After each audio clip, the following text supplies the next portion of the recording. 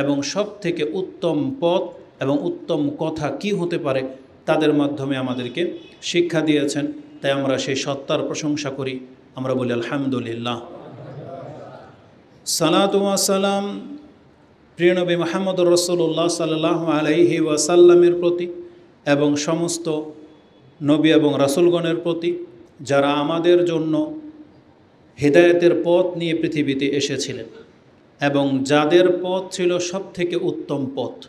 বিশেষ করে আমাদের নবী মুহাম্মদুর রাসূলুল্লাহ সাল্লাল্লাহু আলাইহি ওয়াসাল্লাম, যিনি সব থেকে শ্রেষ্ঠ পথ আমাদের জন্য এনেছিলেন এবং আমাদের জন্য অনেক কল্যাণকর কিছু উপদেশ তিনি রেখে গেছেন, যেগুলোকে আমাদেরকে অনুসরণ করতে বলা হয়েছে। আজকে রাসূলুল্লাহ সাল্লাল্লাহু আলাইহি ওয়াসাল্লামের সেই শিক্ষণীয় কিছু বাণী থেকে একটি হাদিস আপনাদের কাছে পেশ করা হবে, যেটা হবে আজকের খুতবার বিষয়। তা আমরা সেই রাসূলের প্রতি সালাত এবং সালাম পাঠ করি। আমরা বলি আল্লাহুম্মা সাল্লি ওয়া সাল্লিম ওয়া বারিক আলা নবিয়িকা মুহাম্মদ। কোরআনে আল্লাহ সুবহানাহু ওয়া তাআলা আমাদেরকে জানিয়েছেন যে প্রত্যেক যুগেই আল্লাহ কাউকে না কাউকে নবী বা রাসূল হিসেবে প্রেরণ করেছেন এবং সেই নবী এবং রাসূলগুলোর মধ্য থেকে কতকের উপরে ভিন্ন ভিন্ন মর্যাদাবান করেছে এবং আমাদেরকে শিক্ষা দেওয়া হয়েছে যে আমরা যেন সমস্ত নবী রাসূলের প্রতি ঈমান আনি, কারোর মধ্যে যেন আমরা তফাৎ না করি। বিশেষ করে মুসলিম যারা, তারা যেমন মুহাম্মদুর রাসূলুল্লাহ সাল্লাল্লাহু আলাইহি ওয়াসাল্লামকে নবী এবং রাসূল হিসেবে মানে এবং সম্মান শ্রদ্ধা করে ভালোবাসে, ঠিক তার পূর্বে যত নবী রাসূল এসেছেন আমরা সবাইকে সমানভাবে ভালোবাসি, সমানভাবে শ্রদ্ধা করি। এবং কোরআনে আল্লাহ সুবহানাহু ওয়া তাআলা মুমিনদের গুণ সম্পর্কে তালকিনও করেছেন যে মুমিনরা এমন হতে হবে, যেটা আপনি সূরা বাকারার সর্বশেষ আয়াতের একটি আয়াত আগে পেয়ে যাবেন, 285 নম্বর আয়াতে, যেখানে আল্লাহ সুবহানাহু ওয়া তাআলা বলেছেন মুমিনদের কথা হবে লা নুফাররিকু বাইনা আহাদিম মির রাসূলি ওয়া ক্বালু সামি'না ওয়া আতানা গুফরানাকা রাব্বানা ওয়া ইলাইকাল মাসির। যে আল্লাহ, আমরা সমস্ত নবীর প্রতি ঈমান আনি, কাউকে আমরা ভেদভাব করি না এবং আমরা শুনি এবং মানি। এটা হচ্ছে মুমিনদের গুণ। তা আল্লাহ সুবহানাহু ওয়া তাআলা যত নবী রাসূল প্রেরণ করেছেন তাদের মধ্যে উল্লেখযোগ্য একজন হলেন মূসা আলাইহিস সালাম, যার উপাধি হলো তিনি আল্লাহ সুবহানাহু ওয়া তাআলার সাথে সরাসরি কথোপকথন করতেন, মানে মাধ্যম ছাড়াই।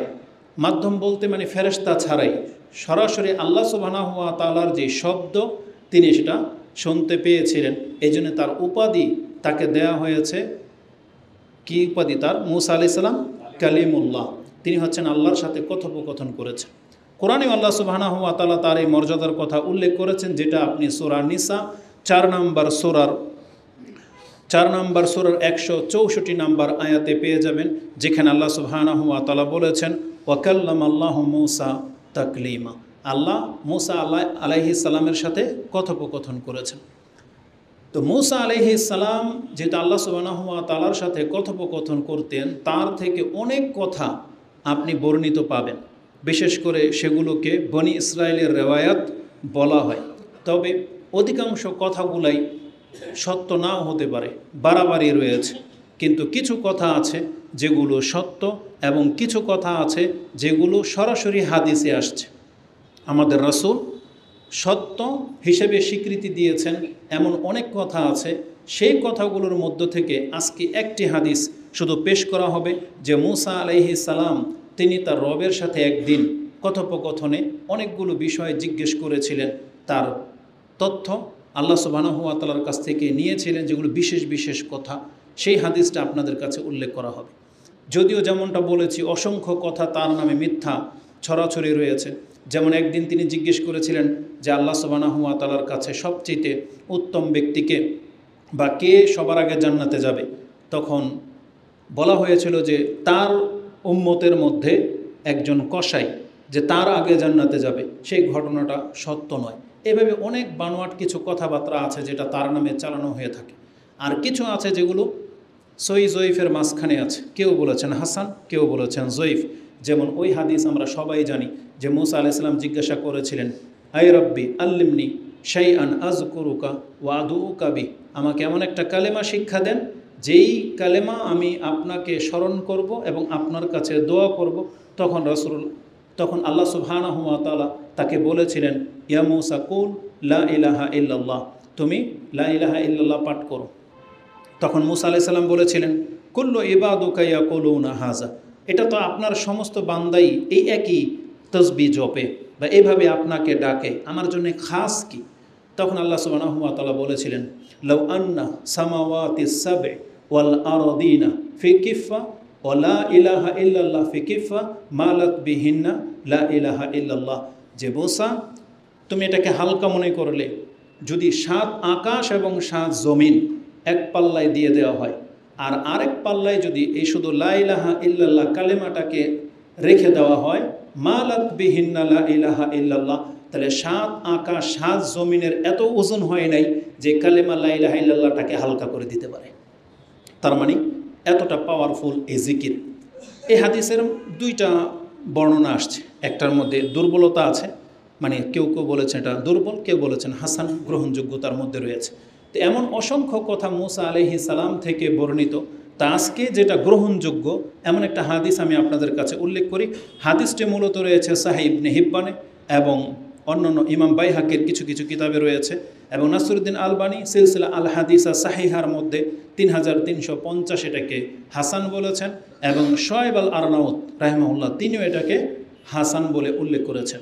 হাদিসটা হলো এই যে, আন আবি হুরায়রাতা আন রাসূলিল্লাহি সাল্লাল্লাহু আলাইহি ওয়াসাল্লাম আন্নাহু ক্বাল সাআলা মূসা রাব্বাহু আন সিত্তি খিসাল। আবু হুরায়রা রাদিয়াল্লাহু তাআলা আনহু বর্ণনা করেছেন যে রাসূলুল্লাহ সাল্লাল্লাহু আলাইহি ওয়াসাল্লাম তিনি এমনটা বলেছেন যে মূসা আলাইহিস সালাম তিনি একদিন তার রবকে 6টা বিশেষ বিষয় জানতে চেয়েছিলেন, এবং তিনি এটা ধারণা করেছিলেন কানা ইয়াজুন্নু আন্নাহা লাহু খালিসাতান, এটা তার জন্য খালেস মানে খাস বিশেষ বিশেষ কিছু তথ্য। ওয়াসাবিয়াতু লাম ইয়াকুন মূসা ইউহিব্বুহা, আর 7 নম্বরটা তিনি এটা নিজের জন্য পছন্দ করেছেন, আর 7 নম্বরটা তিনি নিজের জন্য পছন্দ করেননি, অপছন্দ করেছিলেন। সেই 7টা বিষয়, তার মধ্যে 6টা বিষয় যেটা নিজের জন্য পছন্দ করেছেন সেগুলো কি তিনি জিজ্ঞেস করেছিলেন, ইয়া রাব্বি আইয়ু ইবাদিকা আতকা, আপনার বান্দাদের মধ্যে সবথেকে বেশি পরহেজগার বা তাকওয়াবান ব্যক্তি কে, কাকে গণ্য করা হবে?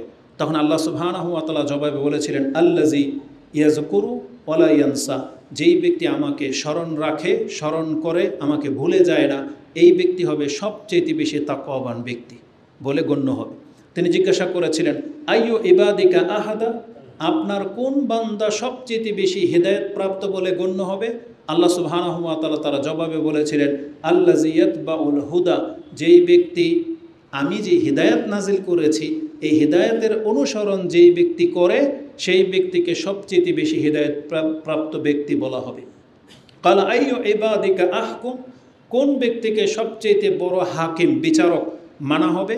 আল্লাহ সুবহানাহু ওয়া তাআলা জবাবে বলেছেন, আল্লাজি ইয়াহকুমু লিন-নাস কামা ইয়াহকুমু লিনাফসি, যেই ব্যক্তি অন্যের সাথে ওই বিচার করে যেই বিচারটা সে নিজের জন্য পছন্দ করে, এই ব্যক্তি হচ্ছে উত্তম বিচারক বলে গণ্য হবে।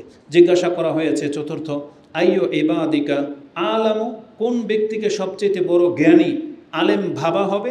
কালা আলিমুন, ওই ব্যক্তি হচ্ছে আলেম লা ইয়াশবাউ মিনাল ইলম, যেই ব্যক্তি ইলম অর্জন করতেই থাকে কিন্তু তার পিপাসা কখনো শেষ হয়ে যায় না, পিপাসার্থই থেকে যায়। ইয়াজমাউ ইলমান নাস ইলা ইলমিহি, সে সমস্ত মানুষের এলেমটা জমা করতে থাকে নিজের এলেমের সাথে, তারপরও সে থেমে থাকে না, জ্ঞান চর্চা করতেই থাকে। তাকে জিজ্ঞাসা করা হয়েছে, আইয়ু ইবাদিকা আআজ্জু, কোন ব্যক্তি সব থেকে বেশি শক্তিশালী বা ক্ষমতাসীন গণ্য করা হবে? কালা আল্লাজি ইজা কাদারা গাফারা, ওই ব্যক্তিকে সবচেয়ে শক্তিশালী সবল ধরা হবে যেই ব্যক্তির ক্ষমতা থাকা সত্ত্বেও অন্যকে ক্ষমা করে দেয়, আঘাত করে না, এই ব্যক্তিকে শক্তিশালী ভালো বলা হবে। সুম্মা কালা আইয়ু ইবাদিকা আগনা, কোন ব্যক্তি সবচেয়ে ধনী বলে গণ্য হবে? কালা আল্লাজি ইয়ারদা বিমা ইউতা, ওই ব্যক্তি সবচেয়ে ধনী বলে গণ্য হবে যাকে যতটা দেওয়া হয়েছে বা যে যতটা প্রাপ্ত হয়েছে তাতেই সে সন্তুষ্ট, নিজেকে যথেষ্ট মনে করে, এই ব্যক্তিকে সবচেয়ে বেশি ধনী ব্যক্তি বলে গণ্য করা হবে। তারপরে সর্বশেষ তাকে জিজ্ঞাসা করা হয়েছে বা আইয়ু ইবাদিকা আফকারা, আর কোন ব্যক্তি সবচেয়ে ফকির বলে গণ্য হবে? আল্লাহ সুবহানাহু ওয়া তাআলা জবাব দিয়েছেন, ক্বালা সাহিবুন মানকুস, ওই ব্যক্তি যেই ব্যক্তির মাঝে সবসময় ঘাটতি দেখতে পায়, তাকে যতই দেওয়া হোক না কেন তারপরেও তার মধ্যে ঘাটতি দেখতে পাওয়া যায়। এই 7টা প্রশ্ন মুসা আলাইহিস সালাম করেছিলেন। এই শেষের প্রশ্নে এসে রাসূলুল্লাহ সাল্লাল্লাহু আলাইহি ওয়াসাল্লাম মুখ খুললেন এবং তিনি তার পক্ষ থেকে আমাদেরকে বললেন, ওয়াকাল রাসূলুল্লাহ সাল্লাল্লাহু আলাইহি ওয়াসাল্লাম লাইসাল গিনা আন জাহারিন ইন্নামাল গিনা গিনান নাফস, নিশ্চয়ই প্রকাশ্যভাবে ধন সম্পত্তি পেয়ে যাওয়াটা এটাকে ধনী বলে না, বরং যেই ব্যক্তি অন্তর থেকে ধনী এটাই হচ্ছে ধনী হওয়া। যে ব্যক্তি অন্তর থেকে প্রশান্ত ফিল করে এটাই হচ্ছে ধনী হওয়া। তারপর রাসূল সাল্লাল্লাহু আলাইহি ওয়াসাল্লাম বলেছেন, ওয়াইজা আরাদাল্লাহু বিআবদিন খায়রান জাআলা গিনাহু ফি নাফসিহি ওয়াতকাহু ফি সাদরিহি ওয়াইজা আরাদাল্লাহু বিআবদিন শাররান জাআলা ফাকরাহু বাইনা আইনাইহি। আল্লাহ যে ব্যক্তির জন্য কল্যাণ চান তার আল্লাহ সুবহানাহু ওয়া তাআলার ধনী হওয়াটা এটা তার অন্তরের মধ্যে বসিয়ে দেন এবং তাকওয়াটা তার কলবের মধ্যে আল্লাহ সুবহানাহু ওয়া তাআলা গেঁথে দেন। আর যেই ব্যক্তির জন্য আল্লাহ কল্যাণ চান না, অসন্তুষ্টি থাকেন বা যেই ব্যক্তিকে আল্লাহ পছন্দ করে না, সেই ব্যক্তির চোখের সামনে সব সময় দরিদ্রতাকে আল্লাহ সুবহানাহু ওয়া তাআলা জাগিয়ে রাখেন। এটা রাসূল সাল্লাল্লাহু আলাইহি ওয়াসাল্লাম থেকে বলা হয়েছে। তাহলে এই ছিল হাদিস, যেটা সহিহ ইবনে হিব্বানে 6217 এবং সিলসিলা আল হাদিসা সাহিহার মধ্যে 3350 আপনি পেয়ে যাবেন। তাহলে এটা একটা হাদিস, যে হাদিসের মধ্যে 6টা অত্যন্ত গুরুত্বপূর্ণ বিষয় উল্লেখ করা হয়েছে, যেটা সংক্ষিপ্ত পরিসরে আপনাদের কাছে হাকিকত কিছু তুলে ধরি, যে এটা কোরআন হাদিসের সাথে কতটা মিল তার এই কথাটা, যে আল্লাহ সুবহানাহু ওয়া তাআলার পক্ষ থেকে তিনি প্রাপ্ত হয়েছিলেন। তার প্রথম প্রশ্ন ছিল আইয়ু ইবাদিকা আতকা, যে আল্লাহ আপনার বান্দাদের মধ্য থেকে সবচেয়ে তাকওয়াবান পরহেজগার ব্যক্তি কাকে গণ্য করা হবে? আল্লাহ সুবহানাহু ওয়া তাআলা জবাবে কি দিয়েছিলেন? আল্লাযী ইয়াযকুর ওয়ালা ইয়ানসা, যেই ব্যক্তি আল্লাহকে স্মরণ করে, আল্লাহর জিকির করে, আল্লাহকে ভুলে যায় না, এই ব্যক্তি হচ্ছে সবচেয়ে বেশি তাকওয়াবান ব্যক্তি। এটা তার পক্ষ থেকে শিক্ষা দেওয়া হয়েছে। আল্লাহ সুবহানাহু ওয়া তাআলা বলেছেন, যেই ব্যক্তি আল্লাহকে স্মরণ করে সে হচ্ছে তাকওয়াবান ব্যক্তি। এর সত্যতা কোরআনের মধ্যে রয়েছে। আপনি সেই আয়াতের তাফসিরে পেয়ে যাবেন, যেটা সূরা বাকারার মধ্যে আছে, যে আল্লাহ বলেছেন, ফাজকুরুনি আযকুরুকুম, তোমরা আমাকে স্মরণ করো আমি তোমাদেরকে স্মরণ করব। এই আয়াতের তাফসিরে পেয়ে যাবেন এই সম্পর্কে বিস্তারিত কথা। আর তাকওয়ার ব্যাখ্যাটা আপনি পেয়ে যাবেন সূরা আলে ইমরান 3 নম্বর সূরার 102 নম্বর আয়াতে, যেখানে আল্লাহ বলেছেন, ইয়া আইয়ুহাল্লাযীনা আমানুত্তাকুল্লাহা হাক্কা তুকাতি। এই আয়াতের তাফসিরে আব্দুল ইবনে মাসউদ প্রখ্যাত মুফাসসির, তার থেকে একটা হাদিস আসার আপনি পেয়ে যাবেন। তিনি তাতে উল্লেখ করেছেন যে কালা রাসূলুল্লাহ সাল্লাল্লাহু আলাইহি ওয়াসাল্লাম ইত্তাকুল্লাহ হাক্কা তুকাতি, এর মানে হলো আই ইউতা ওয়ালা ইউসা, আই ইউতা ওয়ালা ইউসা। তাকওয়া হলো আল্লাহর আনুগত্য করা, আল্লাহর বিরুদ্ধাচারণ না করা। ওয়ুশকারা ওয়ালা ইউকফারা, আল্লাহর শুকরিয়া আদায় করা, আল্লাহর নাশুকরি না করা। আর ওয়ুজকারা ওয়ালা ইউনসা, আল্লাহকে স্মরণ করা, আল্লাহকে ভুলে না যাওয়া। এই ব্যাখ্যা রাসূলুল্লাহ সাল্লাল্লাহু আলাইহি ওয়াসাল্লাম থেকে করা হয়েছে। তার মানে তাকওয়া হলো আল্লাহকে ভয় করা, মানে হলো আল্লাহর আনুগত্য করতে হবে, আল্লাহর বিরুদ্ধাচরণ করা যাবে না, আল্লাহকে স্মরণ করতে হবে, আল্লাহকে ভুলে গেলে চলবে না, আল্লাহ সুবহানাহু ওয়া তাআলার শুকরিয়া আদায় করতে হবে, আপনি আল্লাহর নাশুকরি করতে পারবেন না। এই 3টা সমষ্টি হচ্ছে তাকওয়া। যার মধ্যে আছে সেই ব্যক্তি নিজেকে পরহেজগার বা মুত্তাকি ভাবতে পারেন। আর মুত্তাকি হতে পারলে আপনার মর্যাদা কি, এটা তো কোরআন হাদিসে যথেষ্ট কথা আছে। সব থেকে বড় কথা যেটা আল্লাহ বলেছেন, যে আল্লাহ মুত্তাকিদের সাথে আছে, ইন্নাল্লাহা মাআল মুত্তাকিন, ইন্নাল্লাহা ইউহিব্বুল মুত্তাকিন, আল্লাহ মুত্তাকিদেরকে ভালোবাসেন, আল্লাহ মুত্তাকিদের সাথে আছেন। এবং জান্নাতকে প্রস্তুতি করে রাখা হয়েছে কাদের জন্যে? উইদ্দাত লিল মুত্তাকিন, আল্লাহ বলেছেন আমি মুত্তাকিদের জন্য জান্নাতকে প্রস্তুত করে রেখেছি। তা জান্নাত মূলত মুত্তাকিদের জন্য। আর মুত্তাকি কে? যার মধ্যে 3টা গুণ থাকবে, যে আল্লাহকে স্মরণ করে, যে আল্লাহর শুকরিয়া আদায় করে, যে আল্লাহর আনুগত্য করে। তা মূসা আলাইহিস সালামের এই কথার সাথে সেটা মিল রয়েছে, যে আল্লাহ সুবহানাহু ওয়া তাআলা তাকওয়াবান ব্যক্তি হলো তারা যারা আল্লাহকে স্মরণ করে। ইমাম হাকিম বলেন, এই হাদিসটি সবচেয়ে বেশি গ্রহণযোগ্য হলো এটা হচ্ছে মারফু নয়, এটা হচ্ছে মওকুফ, মানে এটা আব্দুল্লাহ ইবনে মাসউদ রাদিয়াল্লাহু তাআলার উক্তি, এটা রাসূল সাল্লাল্লাহু আলাইহি ওয়াসাল্লামের হাদিস হিসেবে বেশি সহিহ বলে গ্রহণযোগ্য হচ্ছে না। তবে এটা আব্দুল্লাহ ইবনে মাসউদ রাদিয়াল্লাহু তাআলার ব্যাখ্যা, এটা মুসনাদে আপনি ইমাম হাকিমের কিতাবে পেয়ে যাবেন, মুস্তাদরাক সাহিহাইন লিল হাকিম, তিনি এটাকে ব্যাখ্যা করেছেন। তো এই হাদিসের মধ্যে যেটা আছে, আল্লাহ সুবহানাহু ওয়া তাআলার মুত্তাকি বান্দা তারা যারা আল্লাহকে স্মরণ করে, আল্লাহকে ভুলে যায় না। এই আপনি আমাদের বাস্তবতার সাথে এই তিনটা কথাকে মিল পাবেন কিনা দেখেন তো। কতজন ব্যক্তি আমরা আছি যারা আল্লাহকে স্মরণ করি, বরং সারাদিন পার হয়ে যায় আমরা হয়তো খুব কমই আল্লাহ সুবহানাহু ওয়া তাআলাকে স্মরণ করি। আর অনেকে আছে যে আল্লাহকে স্মরণই করে না। তাদের মধ্যে উল্লেখযোগ্য ব্যক্তি হচ্ছে বেনামাজি। যারা নামাজ আদায় করে না তারা যে আল্লাহকে স্মরণ করে এর কোনো দলিল নেই। যারা সব সময় পাপে থাকে, যেমন বেপরদায় যারা থাকে, তারা যে আল্লাহকে স্মরণ করে এর কোনো গ্যারান্টি নেই, প্রমাণ নেই। কারণ আল্লাহ সুবহানাহু ওয়া তাআলাকে স্মরণ করা মানি শুধু মুখে জপা নয়, বরং আল্লাহ সুবহানাহু ওয়া তাআলার বিধিনিষেধগুলোকে মেনে চলার নাম হচ্ছে আল্লাহকে স্মরণ করা। অতএব যারা ধর্ম পালন করে না, যে যতটা করে সে ততটা আল্লাহকে স্মরণ রেখেছেন, আর যে যতটা ধর্ম ছেড়ে দিয়েছেন আপনি ততটা কিন্তু আল্লাহকে ভুলে গেছেন। এটা আপনাকে মনে রাখতে হবে। বিশেষ করে যারা অল্প সময় নামাজ আদায় করে, নামাজ খুব সংক্ষিপ্ত, এটা কিন্তু মুনাফিকদের লক্ষণ। আল্লাহ সুবহানাহু ওয়া তাআলা কি বলেছেন মুনাফিকদের সম্পর্কে? ওয়ালা ইয়াযকুরুনাল্লাহা ইল্লা কালিলা, মুনাফিকরা আল্লাহকে স্মরণ করে না তবে খুব কম। আর তারা যখন নামাজে দাঁড়ায় কুসালা, মানে একেবারে অলসতার সাথে দাঁড়ায়। এটা যদি মুনাফিকদের গুণ হয়ে থাকে, আর আমাদের মধ্যে যারা নামাজই পড়ে না, এদের রেজাল্টটা কী হবে? আর যারা নামাজ পড়ে তো এই যে এরকম হেয়ালিভাবে আপনি ভয় করেন, আপনি মুনাফিকের কাতারে পড়ে যান নাকি, এটা নিয়ে ভাবতে হবে। যেহেতু আল্লাহ সুবহানাহু ওয়া তাআলা বলেছেন হেয়ালিভাবে নামাজ পড়া কোনো রকম, এটা মুনাফিকদের লক্ষণ। তা আল্লাহ সুবহানাহু ওয়া তাআলাকে স্মরণ করতে হবে এবং উত্তমভাবে স্মরণ করতে হবে, তাহলেই সেই ব্যক্তি মুত্তাকি বলে গণ্য হতে পারবে। তার দ্বিতীয় শিক্ষাটা ছিল যে আইয়ু ইবাদিকা আহদা, আপনার কোন বান্দা সব থেকে বেশি হেদায়েতের পথে আছে। আল্লাহ সুবহানাহু ওয়া তাআলা জবাবে বলেছিলেন আল্লাযী ইয়াতবাউল হুদা, যেই ব্যক্তি আমার হেদায়েতের উপরে আছে, মানে আমি যে হেদায়েত নাজিল করেছি এটাকে যে অনুসরণ করে সেই ব্যক্তি হেদায়েতের পথে আছে। তার মানে কোরআন এবং সুন্নাহ, কোরআন এবং হাদিসকে যারা ফলো করে, এটা হচ্ছে আল্লাহর পক্ষ থেকে হেদায়েত করে দাও। হেদায়েত নিজে থেকে বানিয়ে নিলে চলবে না, কারণ হেদায়েত তো আল্লাহর পক্ষ থেকে নাজিল করা হয়েছে। এবং এই মর্মে স্পষ্ট দুইটা আয়াত, একই রকম আয়াত দুইটা সূরায় আপনি পেয়ে যাবেন, যেটা আল্লাহ সুবহানাহু ওয়া তাআলা আদম আলাইহিস সালামকে পৃথিবীতে প্রেরণ করার আগেই জানিয়ে দিয়েছিলেন যে তোমরা পৃথিবীতে বসবাস করবে, আমার পক্ষ থেকে একটা হেদায়েত আসবে। যারা হেদায়েত অনুসরণ করবে তারা ভয় পাবে না, তারা চিন্তিত হবে না, এবং তারা গোমরা হবে না, তারা পথভ্রষ্ট হবে না। এই কথা দুইটা আল্লাহ সুবহানাহু ওয়া তাআলা কোরআনের দুই জায়গায় আপনি পেয়ে যাবেন। যেমনটা আপনি পেয়ে যাবেন সূরা বাকারাতে 38-39, এই আয়াত দুইটা পড়েন পেয়ে যাবেন। এবং রয়েছে সূরা তাহা 20 নম্বর সূরার 123 নম্বর আয়াতে, যেখানে আল্লাহ সুবহানাহু ওয়া তাআলা বলেছেন কালা ইহবিতা মিনহা জামিয়া, তোমরা উভয় এখান থেকে নেমে যাও, বাদুকুম লিবাদিন আদু।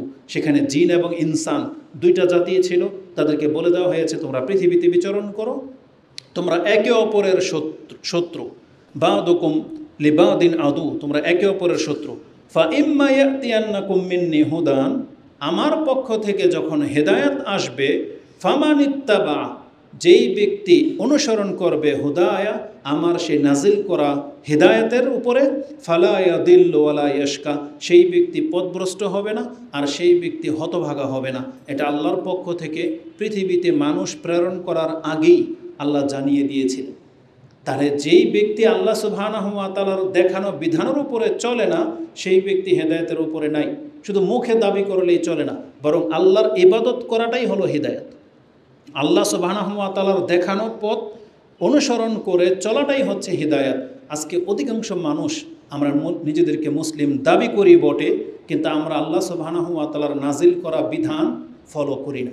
যদি আজকের খুতবা শুধু এই অংশের মধ্যে থামিয়ে দিই, আমাদের বর্তমান জীবনযাত্রাকে যদি তুলে ধরি, তাহলে এক তো এটা রাষ্ট্রের খেলাফ চলে যাবে, অনেক বলবে এটা রাষ্ট্রবিরোধী কথা হয়ে যাবে, আর খুতবা এখানেই শেষ করতে বাধ্য হব।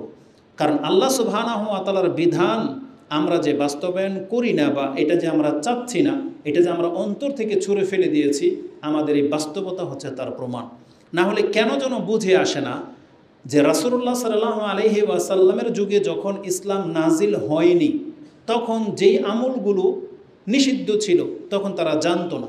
মদ পান করা, বিয়ে শাদির সিস্টেম, নামাজ না পড়া, যত রকমের জাহেলিয়াত ছিল তারা জানতো না যেগুলো হারাম। কিন্তু যেমনি যেমনি নাজিল হওয়া শুরু হলো, মদ হারাম হলো, মদ তারা ছেড়ে দিল। জেনা হারাম হলো, জেনা করা তারা ছেড়ে দিলেন। পর্দা করা ফরজ হয়ে গেল, পর্দা তারা করে নিলেন। ইসলামের প্রত্যেকটা বিধান, কিন্তু বাংলার জমিনে দেখেন তো ইসলামের সবগুলো বিধান নাজিল হয়ে আছে, কিন্তু 1400 বছর পার হয়ে চলে যাচ্ছে, এখন পর্যন্ত বাংলাদেশে ইসলাম কায়েম হচ্ছে না। মানে ইসলাম মোতাবেক আপনি চলতে চাচ্ছেন না। এখনও সুদের বিরুদ্ধে বক্তব্য দিতে হয়, নেশার বিরুদ্ধে বক্তব্য দিতে হয়, জেনার বিরুদ্ধে বলতে হয়। আর সবচেয়ে বড় ব্যাপার হলো যেটা প্রকাশ্য আমাদেরকে নিষেধ করে দেওয়া হয়েছে, জ্ঞানীদেরকে এটা মাথায় নেওয়া উচিত ছিল যে রাসূল সাল্লাল্লাহু আলাইহি ওয়াসাল্লাম বলেছেন যেই জাতির নেতৃত্ব দেবে নারী সেই জাতি কোনোদিন নিরাপত্তা পাবে না। অথচ আমাদের বাংলাদেশের স্বাধীন হওয়ার পর থেকে যত বছর কেটেছে তার মধ্যে অধিকাংশ সময় ক্ষমতায় বসে আছে নারী, কিন্তু পুরুষদের কারো কোনো মাথা ব্যথা নেই। না কোনো হুজুরদের মাথা ব্যথা আছে, না কোনো পুরুষদের মাথা ব্যথা আছে। অথচ এটা যদি কোনো হুজুরের কথা হতো আপনি মানতে পারতেন, নাও মানতে পারতেন, কিন্তু সংবাদটা তো দিয়েছে আমাদের নবী মুহাম্মদুর রাসূলুল্লাহ সাল্লাল্লাহু আলাইহি সাল্লাম যে এই জাতি কোনোদিন নিস্তার পাবে না যেই জাতির ক্ষমতাবান হবে নারী। তাহলে আপনি জেনে শুনে নিজেকে লাঞ্ছিতের মধ্যে ঠেলে দিচ্ছেন। আমাদের কোনো এক শেখ বলেছিল, নাম ধরেই বলেছিল, বর্তমান ক্ষমতায় যিনি আছেন তিনি যদি না হতেন তাহলে বাংলাদেশের অরাজকতা আরও বেড়ে যেত। কিন্তু আমি আপনাকে বলে জেনে নেন, যতটা উন্নত বর্তমান সরকারের দ্বারা হয়েছে, সেখানে যদি একজন পুরুষ হতো, সেখানে যদি একজন ধার্মিক ব্যক্তি হতো, আমি মনে করি বাংলাদেশ যতটা এগিয়েছে তার 50 বছর আগেই এর চেয়ে বেশি এগিয়ে যেতে পারতো, বেশি এগিয়ে যেতে পারতো। এটা অ্যানালাইসিস করে আপনি দেখেন। বা বর্তমানে আমরা যেটা দেখতে পাচ্ছি, কিছু কিছু মন্ত্রী আছে বা এমপি আছে যারা হক নিয়ে, বা তারা তো ধর্ম বোঝে না, ধার্মিকও না, কিন্তু একটা নাগরিক সুস্থ বা একজন বিচক্ষণ ব্যক্তি হিসেবে যেভাবে নাম বললে যদি বলি, সুমন ব্যারিস্টার একজন আছে, ইউটিউবে দেখা যায় কত কত নীতিগত কথা বলে। আর ও ধর্ম বোঝে না কিন্তু নীতিগত কথা তো বলতেছে, কিন্তু বাস্তবিক অর্থে দেখা যায় বেশি দিন টিকতে পারবে না, কারণ অলরেডি অরাজকতা শুরু হয়ে গেছে। কিন্তু আমি বোঝাতে চেয়েছি এ তো ধার্মিক না, একজন বাংলাদেশের নাগরিক, কিন্তু আপনারা তো ধার্মিক, মুসলিম ধার্মিক, এ তার কর্তব্য থেকে কথা বলে, কিন্তু আপনাদের উপরে তো দায়িত্ব দুর্নীতিকে ঠেকিয়ে দেওয়া, অরাজকতাকে দূর করে, এটা তো আমাদের মুসলিম হিসেবে দায়িত্ব। কিন্তু আমরা 90% মানুষ, কিন্তু কারো কোনো মাথা ব্যথা নেই। তা লাঞ্ছিত জীবন আপনি বেছে নিয়েছেন, এভাবে আপনাকে চলতে হবে। তো সবচেয়ে বড় কথা হচ্ছে দুনিয়া না হয় ধ্বংস হয়েছে, কিন্তু পরকাল তো আপনি ধ্বংস করে দিচ্ছেন। কারণ আল্লাহ সুবহানাহু ওয়া তাআলার হেদায়েতের পথে তো আসতে হবে, চেষ্টা তো করতে হবে। কিন্তু আমরা কোথায় চেষ্টা করতেছি? বরং আমরা এই বাতিলের সাপোর্টেই আরও বেশি, সবচেয়ে বেশি লোক ওখানে ব্যস্ত। ওগুলোকে প্রতিষ্ঠিত করার জন্যে অর্থ খরচ করতেছে, শ্রম দিচ্ছে, শক্তি খরচ করতেছে, কিন্তু ইসলাম প্রচার করার জন্য কারো কোনো মাথা ব্যথা নাই। দিন প্রতিষ্ঠা করতে হবে, এই মাথা ব্যথাটা নাই। বরং আমরা সারাদিন শুধুমাত্র ওই পেরেশানিতে লেগে থাকি যে আমি কিভাবে ভালো থাকব, আমি কিভাবে একটু স্বয়ংসম্পূর্ণ হব। যখন আমরা নিজের চিন্তায় ব্যস্ত, তখন সবাই কিন্তু একই চিন্তা করে। আপনি ডুবে যান, আপনার নিয়ে আমার কোনো চিন্তা নেই, সবাই তো সবার চিন্তাই করতেছে। তো যার ফলে আমরা কেউ ভালো নাই। কিন্তু আমরা সবাই যদি সবার চিন্তা করতাম, সবাই ভালো হয়ে যেতাম। এটা আল্লাহ সুবহানাহু ওয়া তাআলার বিধানে ছিল। তা আল্লাহ সুবহানাহু ওয়া তাআলা বলতেছেন, শুধু এই রাজনীতির একটা প্রেক্ষাপট আমি বললাম, ব্যক্তিগত জীবনে ধর্ম, যেমন সালাত, 5 ওয়াক্ত নামাজ, মাত্র বাংলাদেশের জরিপ অনুযায়ী, মানে সৌদি আরবের, আমি সেটা শুনেছিলাম 2008 বা 2006 যে পৃথিবীতে মানুষ কতটুকু নামাজ পড়ে, আপনি আশ্চর্য হয়ে যাবেন। পরিসংখ্যান বলতেছে 5 ওয়াক্ত নামাজই বাংলাদেশে মাত্র 2%, 98 জন লোক নামাজ পড়ে না। আর সৌদি আরবে জানেন, আপনি আরও আশ্চর্য হয়ে যাবেন, তাদের জরিপ বলতেছে 5 ওয়াক্ত নামাজ পড়ে সৌদি আরবে মাত্র 5% লোক 5 ওয়াক্ত নামাজি। সৌদি আরবের যেখানে ফতুয়া বোর্ডের ফতুয়া হলো বেনামাজি মুসলমানই না, সেখানে তাদের আলেমদের জরিপ হলো মাত্র 5% মুসলিম 5 ওয়াক্ত সালাত আদায় করে, বাকি 95% তারা বেনামাজির কাতারে পড়ে আছে। আর বাংলাদেশে 98% বেনামাজির কাতারে পড়ে আছে। সিগারেটের একটা পরিসংখ্যান শুনলাম, বলতেছে বাংলাদেশ এত দরিদ্র রাষ্ট্র হওয়া সত্ত্বেও সেখানে ৭৮% লোক সিগারেট খায়, ৭৮%। আর আরব দেশে ৯৫% লোক সিগারেট খায়, মহিলা পুরুষ মিলে ৯০-এর উপরে তারা সিগারেট খায়। আর বাংলাদেশ, তারা কথাটাকে এভাবে বলেছিল, তারা তো পয়সাওয়ালা রাষ্ট্র, যে বলতেছে বাংলাদেশ নাম নিয়েই বলছে এটা দরিদ্র রাষ্ট্র। একজন আরেকজনকে জিজ্ঞেস করতেছে আপনার কি মনে হয় তারা কত পার্সেন্ট লোক সিগারেট খায়? বলছে কত হবে, কিছু লোক হবে। বলছে ৭৮% লোক তারা সিগারেট খায়, বিড়ি সিগারেটের সাথে জড়িত। তাহলে এটাই তো অহংকার। যারা অভাবী দরিদ্র সেই দেশের মানুষ হারাম দিকে টাকা সবচেয়ে বেশি খরচ করতেছে, তাহলে এটাই তো অহংকারের প্রমাণ। তা আল্লাহ সুবহানাহু ওয়া তাআলা আমাদেরকে হেফাজত করুন, আমিন। বলতে গেলে অনেক কথা, সেগুলো আপনারা জানেন, কিন্তু কথার প্রেক্ষিতে এতটুকু বললাম, আমাদেরকে সচেতন হওয়া উচিত। এই যে দুর্যোগ যখন আসে আমরা তখন হয়তো একবার করে ইস্তেগফার আস্তাগফিরুল্লাহ পড়ি, যাদের উপর দিয়ে ঝড় বাতাস যায় তারা হয়তো চিৎকার করে লা ইলাহা ইল্লাল্লাহ বলতেছে, কিন্তু তারপরে ঝড় থেমে গেলে বরং কিছু মানুষ তো এমনও আছে যেই অন্ধকারকে রাসূলুল্লাহ সাল্লাল্লাহু আলাইহি ওয়াসাল্লাম ভয় পেতেন, কিন্তু ওটা আমাদের জন্য এখন রোমান্টিক দৃশ্য হয়ে যায়। তারা গিয়ে সেলফি তোলে, ওই অন্ধকারের দৃশ্য মানে উঠায় যে কত রোমান্টিক নাকি ওই জায়গাটা, অথচ যেই অন্ধকারকে রাসূলুল্লাহ সাল্লাল্লাহু আলাইহি ওয়াসাল্লাম ভয় পাইতেন, কিন্তু আমরা ভয় পাচ্ছি না। আমাদের অন্তর থেকে আল্লাহ সুবহানাহু ওয়া তাআলার পাকড়াবর ভয় যেন উঠে গেছে। এমনটা তো হওয়া উচিত ছিল না, বরং আল্লাহ সুবহানাহু ওয়া তাআলার কাছে আমাদেরকে ফিরতে হতো। কারণ আল্লাহ সুবহানাহু ওয়া তাআলার ছোটোখাটো আযাবগুলো আসে যাতে করে আমরা তওবা করতে পারি, যেটা সূরা তওবার একটা আয়াতে আপনি পেয়ে যাবেন যে তোমাদেরকে প্রত্যেক বছর আমি একবার দুইবার ছোট ছোট আযাব দিয়ে কেন ধরি, যাতে করে তোমরা আমার কাছে ফিরে আসতে পারো। কিন্তু আমরা আর উল্টো পথ ধরি। বরং একজন মন্ত্রী না এমপি, সে তো দাপটের সাথে বলে যে এই যে ঘূর্ণিঝড় আসতেছে, সে বলতেছে আমরা সর্বশক্তি নিয়ে প্রস্তুত আছি, মোকাবেলা করার জন্য তারা প্রস্তুত আছে। তাহলে ঘূর্ণিঝড় এসে তো চলে গেল, যা ক্ষয়ক্ষতি হওয়ার তো হয়ে গেল, তো তার প্রস্তুতি কি করলো, উপকার কি করলো আপনাকে? এটাকে প্রস্তুতি বলে? যেমন আমাদের নারায়ণগঞ্জের এক পীর বগুড়াতে এক বক্তব্যের মধ্যে ইশারা করতেছে এইভাবে, কি জানি করলো, ও বলতেছে তার পরের বছর তো বলতেছে আপনাদের কি মনে আছে যে গত বছর এখানে মাহফিল করতেছিলাম আর এইখান দিয়ে ঝড় আসতেছিল, আমি কি করলাম? বলতেছে আমি কিছু লিখলাম, আল্লাহু আকবার বা বিসমিল্লাহ, কি জন্য লিখলো? তারপরে কি হইলো? বলতেছে ঝড় অন্যদিকে চলে গেল, বুঝছেন, অন্যদিকে চলে গেল। এর বাড়ির পাশেই আমার ফুফুর বাড়ি। তো যখন ঝড় বৃষ্টি শুরু হয়েছে তা আমাকে বলতেছে অনেক বাতাস হচ্ছে। আমি বলছি আপনার ভয় কেন? কারণ আপনার পশ্চিম পাশে তো পীর সাহেব আছে, আপনার তো কিছুই হবে না। তো বলছে তোর যে কথা, মানে আমাদের যে ভাষা, সেই ভাষায় মানে তাকে রসিকতা করে বললাম। তার মানে বাস্তবতা ভিন্ন, সে তার এলাকাকে বাঁচাতে পারে না, কিন্তু বগুড়া গিয়ে সে হাতের লেখা তুফান সরাই দেয়। তাহলে এমন ব্যক্তিদের তো মন্ত্রী করা উচিত ছিল। সে যদি বলতো যে আমি সর্বশক্তি নিয়ে প্রস্তুত আছি, কিন্তু কিছুই করতে পারে না। কেন এই বাড়াবাড়ি কথা আল্লাহর সাথে? কেন মানুষের মধ্যে ভয় মানে ঢোকে না কেন, যে আমি কার বিরুদ্ধে কি বলতেছি? কই ঠেকাইতে তো পারি না আমরা কিছুই, ক্ষয়ক্ষতি তো হয়ে যাচ্ছে। তাহলে কেন আমরা আল্লাহ সুবহানাহু ওয়া তাআলার কাছে ক্ষমা চাই না? কেন আল্লাহর কাছে আমরা নিরাপত্তা কামনা করি না? বরং আল্লাহর রাসূল সাল্লাল্লাহু আলাইহি ওয়াসাল্লাম বলেছেন, একজন ব্যক্তি আল্লাহর কাছে নিরাপত্তা কামনা করার দোয়ার চাইতে আর কোনো শ্রেষ্ঠ দোয়া নেই, যে সে প্রতিদিন বলবে আল্লাহুম্মা ইন্নী আসআলুকাল আফওয়া ওয়াল আফিয়াতা ফিদ দুনিয়া ওয়াল আখিরাহ। আল্লাহ আমি তোমার কাছে দুনিয়া এবং পরকালের নিরাপত্তা চাচ্ছি। এর চাইতে বড় দোয়া আর কি হতে পারে একটা মানুষ আল্লাহর কাছে চাইবে? কিন্তু এটা না বলে আমরা বলতেছি আমরা সমস্ত শক্তি নিয়ে নাকি প্রস্তুত আছি। এটা কোনো মুসলমানের কথা তো হইতে পারে না।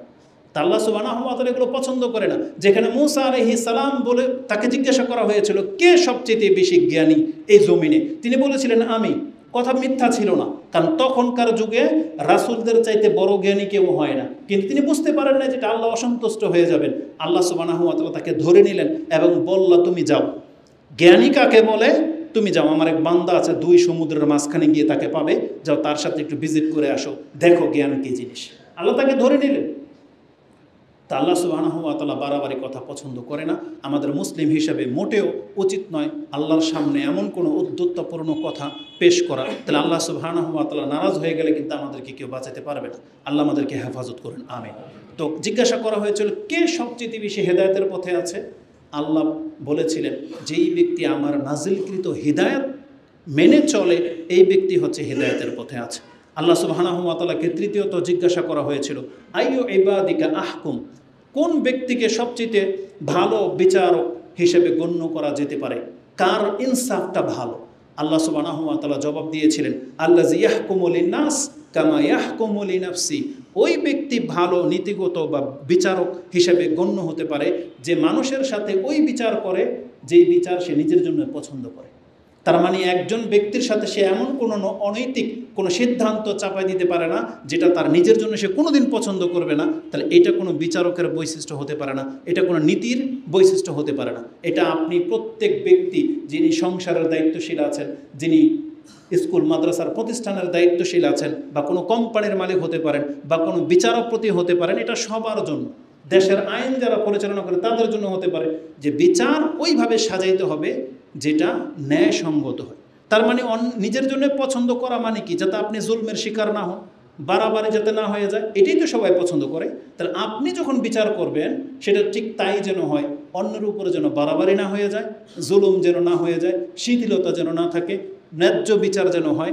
এটা আল্লাহ সুবহানাহু ওয়া তাআলা বলতে চেয়েছেন। এবং এই হাদিসের ভাষ্যটা কি, মূল মর্মটা কি? রাসূলুল্লাহ সাল্লাল্লাহু আলাইহি ওয়াসাল্লামের ওই হাদিস যেটা বুখারী এবং মুসলিমে রয়েছে, আন আনাস ইবনে মালিক আন নবী সাল্লাল্লাহু আলাইহি ওয়াসাল্লাম ক্বালা ওয়াল্লাযী নাফসি বিয়াদিহি লা ইউমিনু আহাদুকুম হাত্তা ইউহিব্বা লি আখিহি মা ইউহিব্বু লিনাফসি।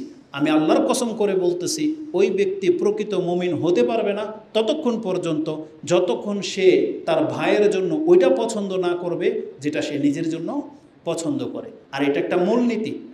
ইমাম আবু দাউদ রাহিমাহুল্লাহ তার কিতাবে বলেছিলেন যে 4টা হাদিসকে যেই ব্যক্তি তার জীবনের পুঁজি করে নিতে পারবে তার জন্য যথেষ্ট হয়ে যাবে। তার একটা হচ্ছে এটা, সেটা কি? যে সে অন্যের জন্য ওটাই পছন্দ করে যেটা সে নিজের জন্যে পছন্দ করে। তাহলে যারা এইভাবে বিচার করে চলে তারা উত্তম বিচারক বলে গণ্য হবে। এবং তার 4র্থ শিক্ষাটা ছিল, তিনি বলেছিলেন আইয়ু ইবাদিকা আলম, কাকে সবচেয়ে বেশি জ্ঞানী ভাবা হবে বা মনে করা হবে? আল্লাহ সুবহানাহু ওয়া তাআলার পক্ষ থেকে বলা হয়েছিল আলিমুন, ওই আলেম লা ইয়াশবাউ মিনাল ইলম, যেই ব্যক্তি শুধু ইলম অর্জন করতেই থাকে কিন্তু তার পিপাসা দূর হয় না। তার মানে কি? সে নিজেকে কোনোদিন শেষ সীমার দাবি করতে পারবে না যে আমি সবচেয়ে বড় আলেম, বরং সে নিজেকে সব সময় ছাত্রই মনে করে এবং সে ইলম চর্চাই করতে থাকবে। তার কাছে শুধু ঘাটতি মনে হবে যে আমি এখন পর্যন্ত কিছুই জানলাম না, তা আমার চাইতে অনেক বেশি জানে মানুষগুলো। এবং সে কি করে? ওয়ায়াজমাউ ইলমান নাস লিইলমিহি, সে নিজের ইলমের সাথে অন্যর কার কাছে কি ইলম আছে সেগুলো সে শিখতে থাকে এবং জড়ো করতে থাকে। এই ব্যক্তিকে আলেম বলে গণ্য করা যেতে পারে। এটা আল্লাহ সুবহানাহু ওয়া তাআলা শিক্ষা দিয়েছেন। 5ম ব্যক্তি বলা হয়েছে সবচেয়ে শক্তিশালী কাকে, ক্ষমতাবান কাকে মনে করা হবে? কালু ফাআইয়ু ইবাদিকা আ'আজ্জু, কাকে সবচেয়ে বেশি পাওয়ারফুল ব্যক্তি মনে করা হবে? কালা আল্লাযী ইজা কাদারা গাফারা, এমন ব্যক্তি যে তার সামনের ব্যক্তিকে সে এখন আঘাত করতে সক্ষম, তার শক্তি আছে, সে সামর্থ্যবান, কিন্তু গাফারা, সে তাকে ক্ষমা করে দিল। রাস্তাঘাটে আমাদের সাথে এমন হয়, কিন্তু আপনি এই দৃশ্যটা দেখতে পাবেন যানবাহনের সাইডে বসলে, যে মোটরসাইকেলওয়ালারা রিক্সাওয়ালার সাথে কি করে, সিএনজিওয়ালারা রিক্সাওয়ালার সাথে কি করে, প্রাইভেটওয়ালারা সিএনজির সাথে কি করে, বাসওয়ালারা প্রাইভেট কারের সাথে কি করে, মানে বড়রা ছোটোর সাথে কি করে, এটা আপনি রাস্তায় বের হলে একটু দেখতে পাইবেন যে কার চোখ মুখ কেমন হয়ে যায়, দেখতে পাবেন আপনি। কিন্তু আল্লাহ সুবহানাহু ওয়া তাআলা কি বললেন? না ক্ষমতা ভালো দেখেই যে তুমি প্রয়োগ করবার তুমি শক্তিশালী এটা না, বরং যেই ব্যক্তি একটা থাপ্পড় দেওয়ার ক্ষমতা আছে, একটা গালি দেওয়ার ক্ষমতা আছে, তাকে ধরার ক্ষমতা আছে, কিন্তু কিছুই করলো না, ক্ষমা করে দিল, এই ব্যক্তি হচ্ছে ক্ষমতাবান। যেই ব্যক্তি নিজের রাগকে কন্ট্রোল করতে পারে, ক্ষমতা থাকা সত্ত্বেও প্রয়োগ করে না, সেই ব্যক্তিকে ক্ষমতাবান ব্যক্তি হিসেবে গণ্য করা হবে। আর জেনে নেন, এটা অনেক বড় একটা গুণ। মানুষ যদি মানুষকে ক্ষমা করতে শিখে, সে আল্লাহর ক্ষমা পেয়ে যাবে। আর এই সম্পর্কে একটা বিধানই আছে, একটা চমৎকার একটা বিধান। আপনি সেটা সূরা নূর 24 নম্বর সূরার 22 নম্বর আয়াত যদি পড়েন, তাহলে আপনি পেয়ে যাবেন একটা চমৎকার ঘটনা আছে। তার আগে আপনি একটা মর্যাদার কথা বলি। কোরআন হাদিসের মর্যাদার কথা রয়েছে, যেই ব্যক্তি মানুষকে শাস্তি দেওয়ার বিনিময়ে ক্ষমা করতে পারে, এটা অনেক মহৎ একটা গুণ। এটা ওই আয়াতের মধ্যে আছে যেখানে আল্লাহ বলেছেন উইদ্দাত লিল মুত্তাকিন, আমি জান্নাতকে প্রস্তুত করে রেখেছি মুত্তাকিদের জন্য। কারা তারা? সেই মুত্তাকিরা কারা? আল্লাযীনা ইউনফিকুনা ফিস সাররাই ওয়াদ দাররা, যারা আল্লাহ সুবহানাহু ওয়া তাআলার রাস্তায় খরচ করে, সে ভালো থাকলেও খরচ করে, মন্দ থাকলেও, তার মানে সচ্ছল অবস্থায়ও করে, কঠিন অবস্থায় থাকলেও সে খরচ করতেই থাকে, নিজেকে থামিয়ে রাখে না। দাররা ওয়াল কাযিমিনাল গায়যা ওয়াল আফিনা আনিন নাস, এবং যেই ব্যক্তি রাগকে খেয়ে ফেলে, মানে রাগকে সে গিলে ফেলতে পারে, প্রকাশ করে না, ও আফিনা আনিন নাস, এবং মানুষকে ক্ষমা করতে পারে, এমন ব্যক্তিদের জন্য জান্নাতকে প্রস্তুত করে রাখা হয়েছে। আল্লাহু ইউহিব্বুল মুহসিনিন, আর আল্লাহ এমন সৎকর্মশীল ব্যক্তিদেরকে ভালোবাসেন। তাহলে আল্লাহ সুবহানাহু ওয়া তাআলা বলতে চাচ্ছেন মুত্তাকিদের একটা গুণ হলো সে রাগকে কন্ট্রোল করে, দমন করে ফেলে এবং মানুষকে ক্ষমা করতে পারে। এটা অনেক বড় একটা গুণ, এবং যেটা করতে পারে তাকে সবচেয়ে বেশি শক্তিশালী যোদ্ধা বলা হয়েছে, সে হচ্ছে মুজাহিদ। এবং বলেছিলাম যে আল্লাহ সুবহানাহু ওয়া তাআলার ক্ষমা নিহিত আছে, মানুষকে যদি কেউ ক্ষমা করে এই আশায় যে আল্লাহ আমাকে ক্ষমা করুক, তাহলে নিঃসন্দেহে সে আল্লাহর পক্ষ থেকে ক্ষমা পেয়ে যাবে। এই সম্পর্কে যেটা বলতে চেয়েছিলাম, একটা ঘটনা রয়েছে, সেটা আপনারা জানেন। আয়েশা রাদিয়াল্লাহু তাআলা আনহার সাথে ঘটেছিল। মক্কার মুনাফিকরা তাকে অপবাদ দিয়েছিল, তাদের মধ্যে কিছু অবুঝ মুসলিমরাও ছিলেন, তার মধ্যে একজন ছিলেন মিস্তাহ। তিনি আবু বকর রাদিয়াল্লাহু তাআলা আনহুর ছত্রছায়ায় ছিলেন, মানে আবু বকর তার পরিবারটাকে একবার প্রথম থেকেই চালাতেন, খরচ দিতেন, এই মিস্তার পুরো পরিবারটাকে আবু বকর চালাতেন। কিন্তু মুনাফিকদের কারণে সে ভুলবশত সেও মুনাফিকদের দলে অন্তর্ভুক্ত হয়ে আয়েশা রাদিয়াল্লাহু তাআলা আনহাকে অপবাদ দেওয়ার অন্তর্ভুক্ত হয়ে গেলেন। যখন এই কথা আবু বকর রাদিয়াল্লাহু তাআলা জানলেন যে মিস্তা পর্যন্ত এই দলের অন্তর্ভুক্ত, তখন তিনি আল্লাহর কসম করে বলতেছেন, আমি মিস্তাকে আর এক ঢুক পানিও দেব না। যখন তিনি এইভাবে আল্লাহর নামে কসম খেয়ে মিস্তাকে এক ঢুক পানিও না দেওয়ার সিদ্ধান্ত নিলেন, তার প্রেক্ষিতে এই আয়াতটা নাজিল হয়েছে বলে তাফসীরকারগণ উল্লেখ করেছেন। সেটা আপনি সূরা নূরের 24 নম্বর, সূরার 22 নম্বর আয়াতে পেয়ে যাবেন। আল্লাহ বলেছেন সচ্ছল ব্যক্তিদের এমনটা বলা উচিত নয় যে আমি একে খাদ্য দেব না, পানি দেব না, বরং তাদেরকে দিয়ে যাওয়াই উচিত। তারপরে আল্লাহ বলতেছেন ফি সাবিলিল্লাহ ওয়ালিয়াফু ওয়ালিয়াসফাহু, তাদের উচিত ক্ষমা করা এবং প্রশস্ত থাকা। আলা তুহিব্বুন, তারপর আল্লাহ বলছেন আলা তুহিব্বুন আইয়াগফিরাল্লাহু লাকুম, আল্লাহ তোমাদেরকে ক্ষমা করে দেখ, এটা কি তোমরা চাও না? এটা আল্লাহ বলতেছেন। মানে আল্লাহ প্রথম বলছেন তোমার উচিত ক্ষমা করে দেওয়া, নিজেকে প্রশস্ত রাখা। তুমি কি চাও না যে আল্লাহ তোমাকে ক্ষমা করে দেখ? আল্লাহু গফুরুর রহিম, আল্লাহ হচ্ছেন ক্ষমাশীল এবং দয়াবান। এই আয়াত যখন আবু বকর রাদিয়াল্লাহু তাআলার কানে গেল যে আল্লাহ এই কথা বলেছেন যে তুমি কি চাও না আল্লাহ তোমাকে ক্ষমা করে দেখ, এই আয়াত শোনার সাথে সাথে আবু বকর তিনি তার কসমকে ভেঙে দিলেন এবং বললেন আমি মিস্তাকে যেভাবে দিতাম ওইভাবে দিয়ে যাব, কেন আমি আবু বকর পছন্দ করি যে আল্লাহ আমাকে ক্ষমা করে দেখ। আল্লাহ যে আমাকে ক্ষমা করে দেয়, আমিও মিস্তাকে ক্ষমা করে দিলাম।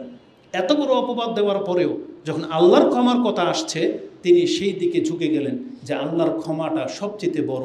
এজন্য যদি আমরা জানতে পারি যে এই কাজটা করলে আল্লাহর ক্ষমা রয়েছে, মুসলিমদের উচিত সেই পথ ধরে নেয়া, সেই কাজে অংশ নেয়া। কিন্তু যখনই আমরা এই সমস্ত ইসলামিক কোনো কাজের কথা বলি, মসজিদ বানানোর কথা বলি, মাদ্রাসার কথা বলি, ওয়াজ মাহফিলের কথা বলি, দার্সের কথা বলি, মানে ইসলামিক যতগুলো কাজ আছে যখন আপনার কাছে তুলে ধরি যে এর মধ্যে আল্লাহর ক্ষমা আছে, কিছু মানুষ আছে নাক ছিটকায় না। এমন হওয়া উচিত না। আপনি যত বড় ব্যক্তি হয়ে যান না কেন, আল্লাহর অনুগ্রহের কথা যখনই আসবে আপনার মধ্যে নমনীয়তা নিয়ে আসতে হবে। আপনি কি জানেন আইয়ুব আলাইহিস সালাম, তাকে আল্লাহ পরীক্ষা করেছিলেন কিভাবে?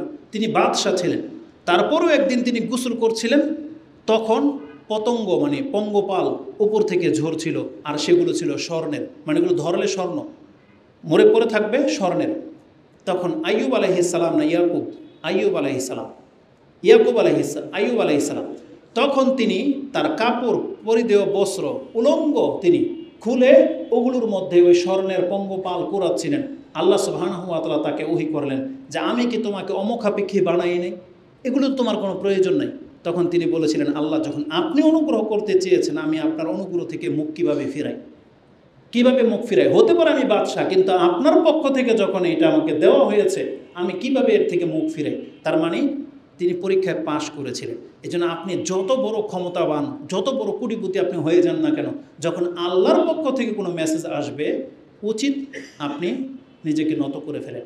যেমন এই জুমার দিনে জুমার খুতবা চালু হয়ে গেছে, আপনি এমপি মন্ত্রী এখানে অনেক কেউ থাকতে পারেন, কিন্তু আপনার অনেক বড় পোস্ট পদ যদি আপনাকে মসজিদে আসতে বাধা দেয়, এই জুমার খুতবায় যদি আসতে আপনার লেট হয়, বা আপনি যদি না আসেন সেই কারণে যে আমি এত বড় একজন ব্যক্তি, কিভাবে আমি গিয়ে এখন তাদের সাথে গিয়ে নামাজ পড়ি, তাহলে জেনেন না আপনি পরীক্ষায় ফেল করে ফেলবেন।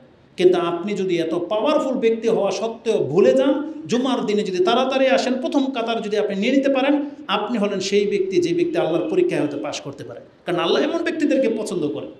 তা আল্লাহ সুবহানাহু ওয়া তাআলা আমাদেরকে পরীক্ষা করে থাকেন। তো বলা হয়েছে যে কোন ব্যক্তি সবচেয়ে শক্তিশালী, বলা হয়েছে যে ব্যক্তির প্রহার করার ক্ষমতা আছে, তারপর মানুষকে ক্ষমা করতে পারে, এই ব্যক্তি হচ্ছে সবচেয়ে শক্তিশালী। আমরা আল্লাহর কাছে দোয়া করে, আল্লাহ তুমি আমাদেরকে তাদের অন্তর্ভুক্ত করো, আমিন।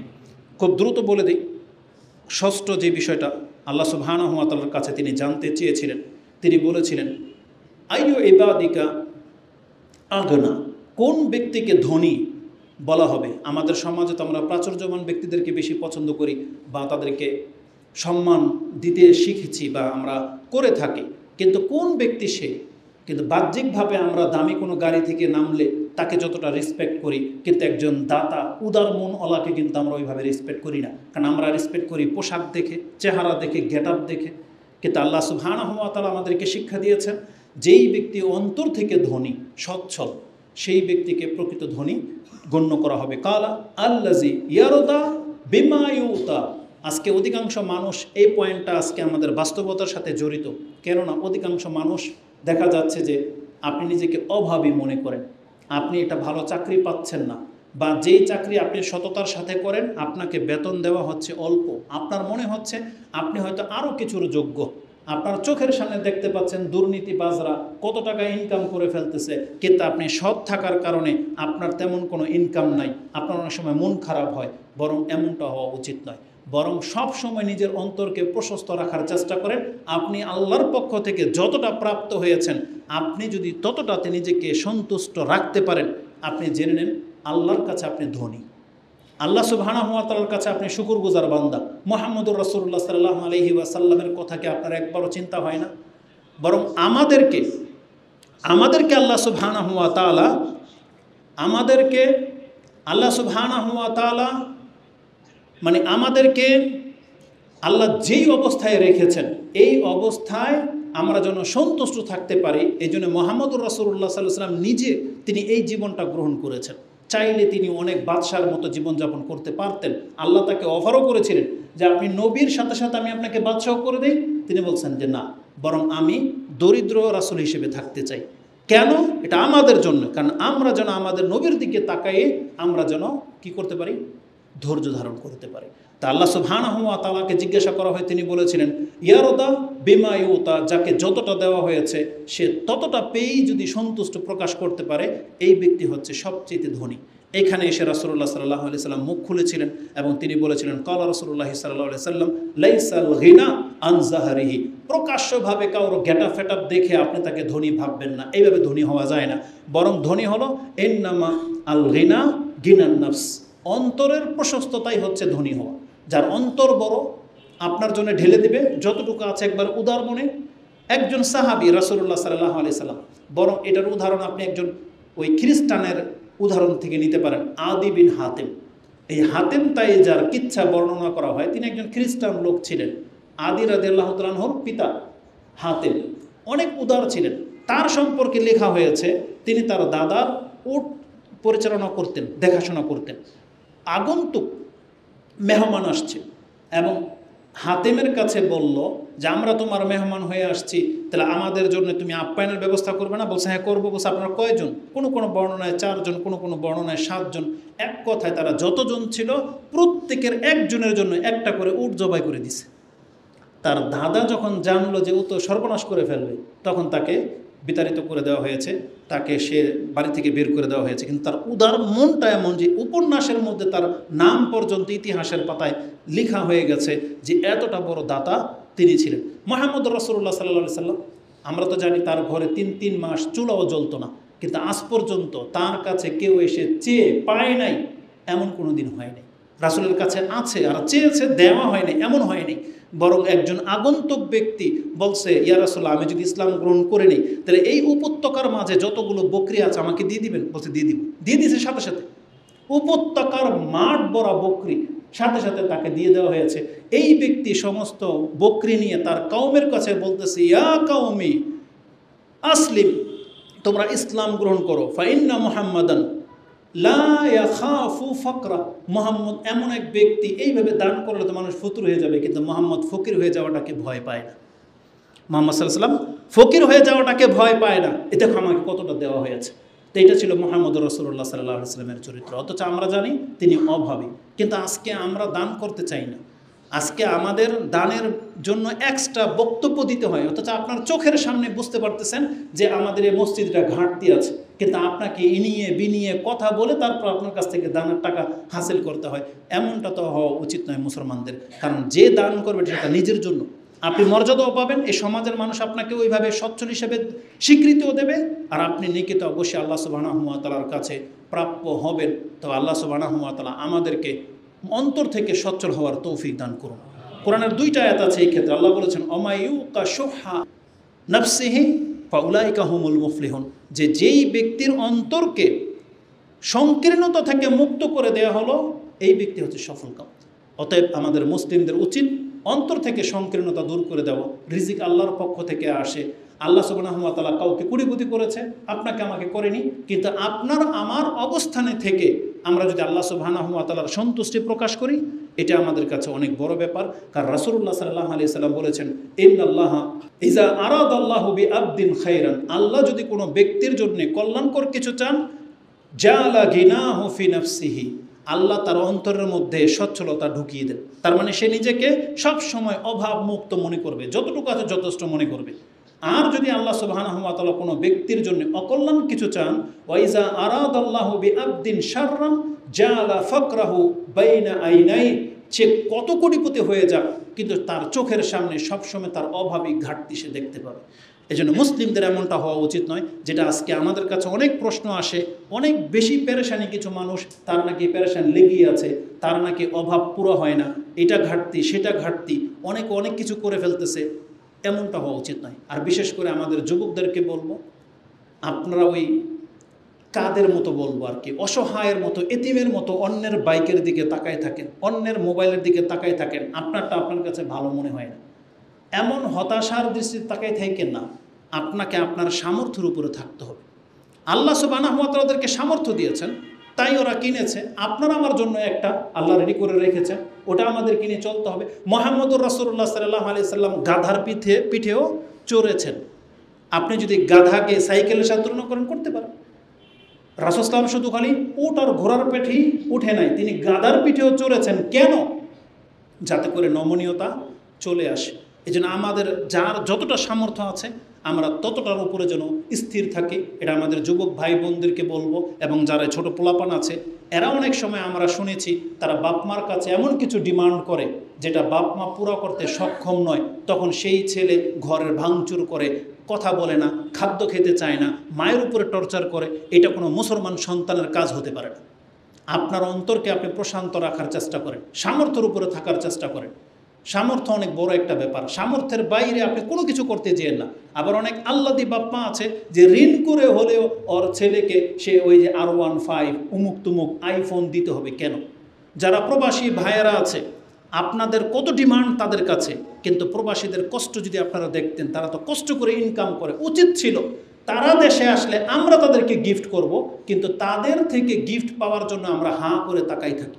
আবার গিফট যদি একটু উল্টাপাল্টা হয়, আপনার তাতে সন্তুষ্ট হয় না। একটা ফোনই হয়তো দিয়েছে, কিন্তু আপনি আইফোন দাবি করে বসে থাকবেন, এটা মোটেও কাম্য নয়। কারণ সেখানে তারা ফ্রি টাকা পায় না, বরং তাদেরকে ইনকাম করে টাকা ইনকাম করতে হয়। আর আপনার ভাই, আপনার সন্তানের টাকা যদি শুধু ফোন কিনায় আর গহনা কিনায় আর অমুক তমুক গিফট কিনাতে যদি শেষ করে দেন, ওরও তো একটা লাইফ আছে, এটা মোটেও কাম্য নয়। প্রত্যেক ব্যক্তির উচিত নিজের সামর্থ্যের উপরে থাকা, এবং আপনি যতটার মালিক আপনি আল্লাহর শুকরিয়া আদায় করার চেষ্টা করেন, অন্তর থেকে সংকীর্ণতাটাকে দূর করে দেন, তাহলেই মুসলিম শান্তি পাবে। এবং এই ক্ষেত্রে রাসূল সাল্লাল্লাহু আলাইহি ওয়াসাল্লামের সবচেয়ে চমৎকার উপদেশ হলো, রাসূল বলেছেন, উনজুর ইলা মান আসফালা মিনকুম ওয়ালা তানজুর ইলা মান হুয়া ফাওকাকুম। খবরদার তোমরা তোমাদের চাইতে উপরের গেটআপের লোকদের দিকে তাকাবে না, তোমরা তোমাদের নিচের লোকদের দিকে তাকাবা, দেখো তাদের জীবনযাপন কেমন। আপনার ঘর কত সুন্দর এটা বুঝতে পারবেন আপনি সুনামি হয়ে গেছে সেই সব ঘরের দিকে তাকান। কিন্তু আপনি যদি তাকান ওই বনানী উমুক তুমুক ওই দুবাইয়ের প্লেসের দিকে, আপনার কোনোদিন শুকরিয়া আদায় হবে না, কোনোদিন হবে না। আপনি সবসময় নিচের দিকে তাকান, তাহলে আপনি বুঝতে পারবেন আপনি আল্লাহর কত নিয়ামতের মাঝে বেঁচে আছেন। তাহলে বলতে গেলে অনেক লম্বা হয়ে যাবে কথা।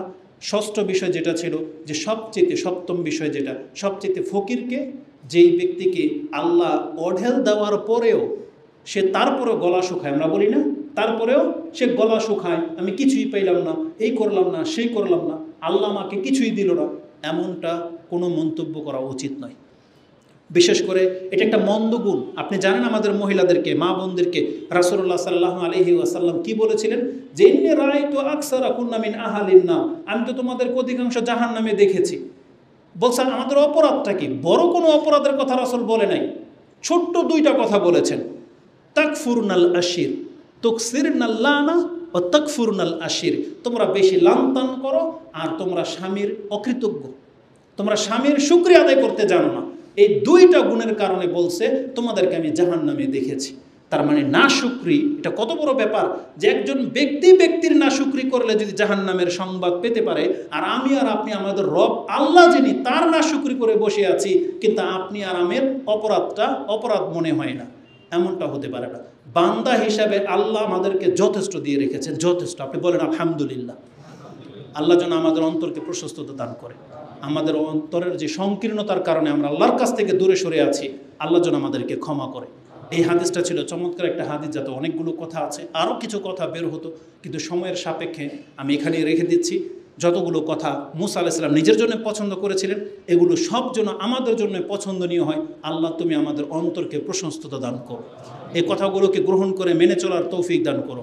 আকুলু লিকাউলি হাযা আস্তাগফিরুল্লাহ লি ওয়া লাকুম ওয়া লিসাইরিল মুসলিমিন ফাস্তাগফিরু ইন্নাহু হুয়াল গফুরুর রহিম।